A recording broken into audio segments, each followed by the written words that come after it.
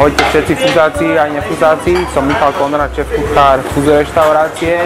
Bol som v Ománe, jednom prenádhernom ekorezorte, kde majú zhodou okolností svoju biozáhradu. Varil som tam 2 5-chodové menu a 1 školu varenia. A na základe tejto cesty som sa nehal inšpirovať domácou kuchyňou, keďže som mal možnosť vidieť rôzne tradičné technologické prípravy a rôzne tradičné suroviny a koreniny, ktoré používajú na tomto mieste.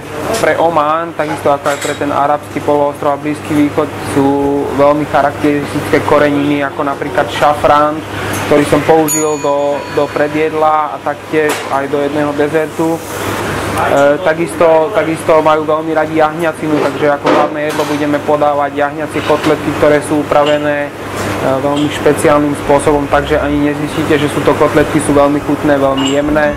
Určite príďte ochutnať do Fuzu, bude to nádherný gastronomický zážitok v spolupráci s Dreams Travel.